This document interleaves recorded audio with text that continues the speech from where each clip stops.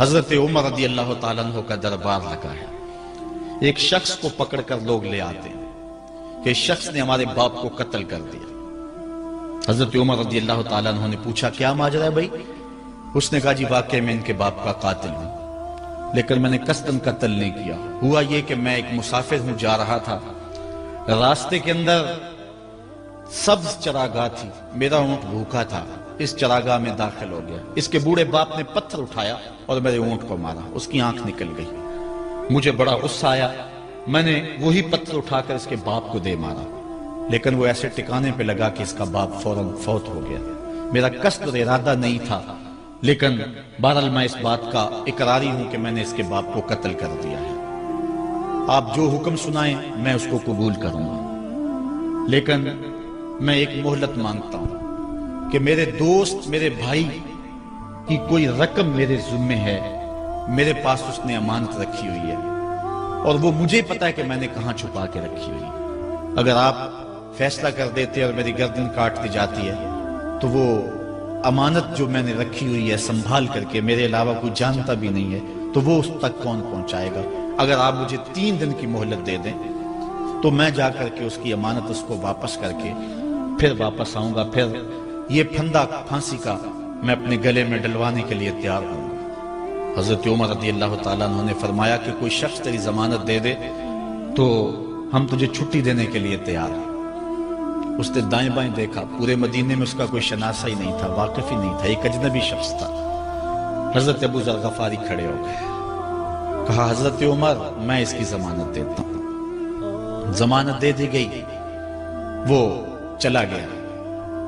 تیسرے دن وعدے کا جو وقت تھا، لوگ جمع ہو گئے، دربار لگ گئے، ابھی تک آنے والا نہیں آیا. لوگوں نے کہا ابو ذر تو نے غلطی کی ہے، ایک اجنبی کی ضمانت دی اور ابھی تک وہ نہیں آیا.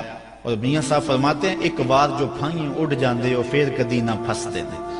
ظاہر ہے وہ چلا گیا، واپس تو نہیں پلٹ کے آئے گا، اسے پتا ہے کہ آگے سیدھی سیدھی میری موت ہے، تو تم نے یہ کیا غلطی کی؟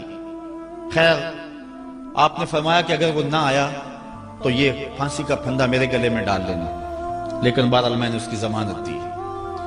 کچھ عرصہ بیتا کہ دور سے گرد و غبار اڑتا ہوا دکھائی دیا. جب صورت واضح ہوئی تو وہی شخص تھا. حضرت عمر فاروق رضی اللہ تعالیٰ عنہ کے دربار میں کھڑا ہو کہنے لگا حضرت کسی وجہ سے تاخیر سے پہنچا ہوں، معذرت چاہتا ہوں، اب جو حکم ہے پورا کیجیے. حضرت عمر رضی اللہ تعالیٰ عنہ اس کے پھانسی کے احکامات جاری کر چکے تھے. آپ نے فرمایا کہ ابو ذر یہ بتا کہ تو نے اس کی ضمانت کیسے دی جب تو اسے جانتا نہیں تھا؟ تو سن حضرت ابو ذر غفاری نے کیا کہا ایک اجنبی میرے محمد کے مدینے میں پناہ مانگ رہا تھا اور اس نے چاروں سمت دیکھا اور کوئی شخص نہیں تھا جو اس کو امان دیتا اور اس کی ضمانت دیتا، تو میں نے اس لیے ضمانت دے دی کہ نہ بھی آیا تو اپنی جان چلی جائے گی. کل کو یہ تو نہیں کہے گا کہ محمد کے مدینے میں کسی نے ضمانت مانگی تھی، پورے شہر میں کوئی ضمانت دینے والا نہیں تھا. اس کو کہا کہ انہوں نے تو ضمانت دے دی، میاں اب تو بتا کہ تو چلا گیا تھا، تجھے جانتا کوئی نہیں تھا، نہ پلٹ کے آتا تو تجھے کوئی پوچھنے والا نہیں تھا، تو تو نے یہ دوبارہ موت کے منہ میں کیوں اپنا سر رکھا ہے؟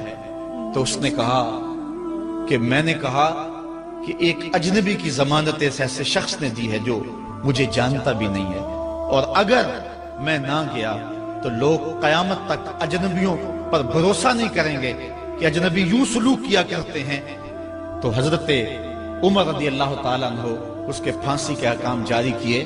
تو جن کے باپ کو قتل کیا تھا وہ بیٹے کھڑے ہو گئے، کہنے لگے تاریخ کی کالک ہم اپنے منہ پہ ملیں گے، ہم بھی اپنے باپ کے قاتل کو معاف کر دیتے ہیں.